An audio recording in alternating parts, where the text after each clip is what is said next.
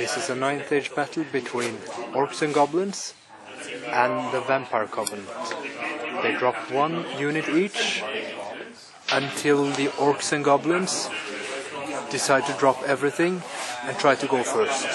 These are zombies, skeletons, more zombies, actually war machine ghoul models, but they're zombies.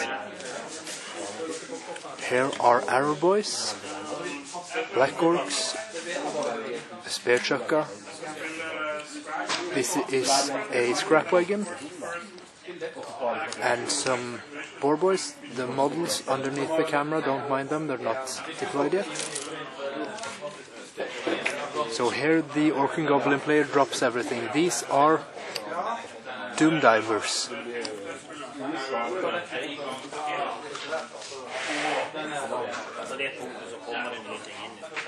A gargantula, more boar boys on the flank here. And here we have, immigrated to Norway, Zod himself.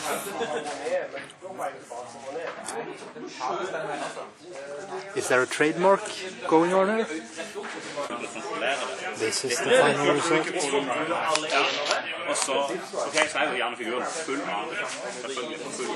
Vampire spawns on the flank against the boar boys.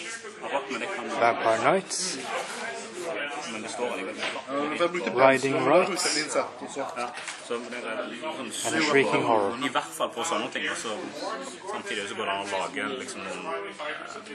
In the forest is a gargantula and the orcs. And the orcs will go first. Jeg synes det ofte blir litt sånn kunstig, sånn clash.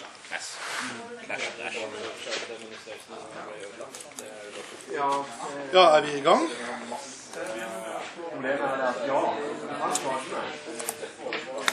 Let's roll. Om du kan det. The Forest Goblin Shaman kills 22 skeletons with enveloping embers. Og så kjøper du en bøffelvogn som gjør at de får pluss 2 til kast. Så har de pluss 3 på kast for disse apprentice. Og så bobler du den, sånn at du kan raise beyond starting wounds. Sånn at du bobler den på han der, og så det snakk om derfor vi 20 skjeletter og 20 skjeletter. And one Så kan du heale sånn, og så får attributtene jo heale på noen. Så det kan du bruke på Now it's Vampire Covenant turn 1. The Vampire counts move up. A bit weakened, but they still move up. Out of line of sight of the Black Orcs. These riders keep back a little bit. The main blocks move up. There's a miscast among the skeletons. The Vampire Count miscasts and loses his spell, Mark of Doom, but he manages to mark the Goblin Shaman for Doom and he loses 1 wound. The other sniping spell.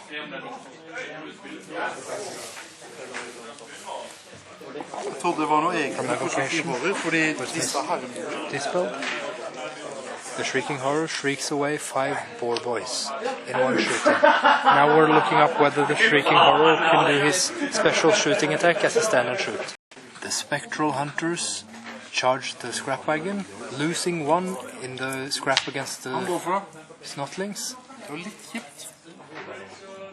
But he wins the combat and the scrap wagon is down to 1 wound. Now it's Orc and Goblin, turn 2. And we just found out that the Shrieking Horror, under the Undead rule, can't do stand and shoot, it can only do hold. So we moved it a bit, where it would have been if I'd known that strategic point.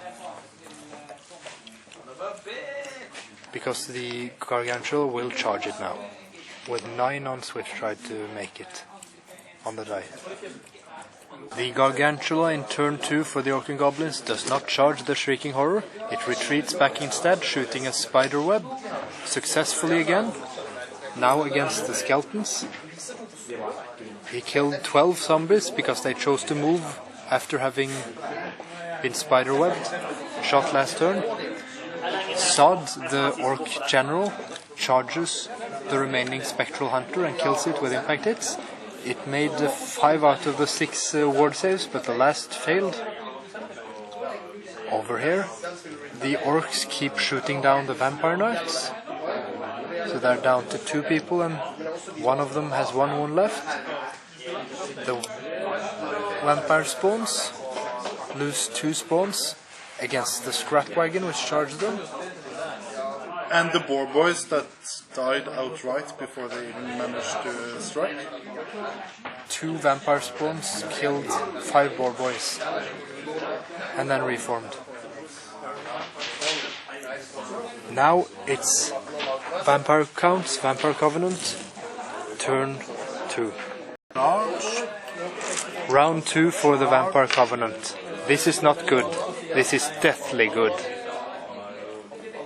The Vampire Knights charge into the Spear Chukka, killing it, and overrun into the unit with the Forrest Goblin level 4 Pyromancer. The Skeletons and the Vampire Count General charge the scrap wagon and overrun into Zod, the general of the enemy. The Shrieking Horror shrieks away 4 orcs. Having 4 wounds, he can only do 4 shots each round. And we'll have to resolve the combat with a vampire spawn, but I think it'll kill the scrap wagon. 4 attacks. Yeah, 1 wound. 1 wound. The vampire flops and only does 1 wound, so they stand still. And he loses 1 wound himself. Now on Orc and Goblin turn 2. Turn 3. They go right to it. The orcs charge. The black orcs charge the horde of zombies. And that's that. The zombie horde turned to face them. You can see that by the Barrow King right here who turned around. He just didn't turn every zombie around. And that's that. In the orc magic phase, there's a complete flop. He fails the first spell, Flaming Sword, on these orcs, and then this is what happens on the second roll. He tries to get Cascading Fire off of Zod, the chariot riding orc general, but it's dispelled because he had lost focus, despite the high roll. On round 3, the the orcs charge through 1 unit of zombies with a necromancer in it, crumbling it down in the first round, and overrunning into the skeletons. On the other side, the black orcs charge the zombies. Wizard and a Barrow King were lost in the overrun. The vampire count is challenged by Zod, the orc general, and accepts doing 1 wound to Zod, losing 1 wound itself, which is regenerates with the Blade of Red Thirst. Now vampire counts turn 3. On round 3, the vampire counts still stand here. They hold fast. The black orc general only has 1 wound left, and the vampire count in the duel has all 4 wounds because he makes his vampire save each time. The vampiric knights kill the 1 more goblin and they flee. They overrun almost into the gargantula. The gargantula just charged now in round 4 for Orc and Goblins. The gargantula has lost 2 wounds to the Shrieking Horror. And the vampire spawn killed the war machine. That's how things stand. In round 4, the orcs wrap up the game. They kill the remaining zombies here. The chariot orc only has 1 wound left, but now does 2 wounds to the vampire count, who has 2 wounds left. And the gargantula kills 1 vampire knight. There's only 1 wound remaining here. And there's not much to play for.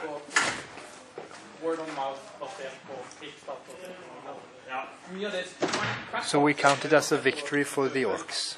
Yay.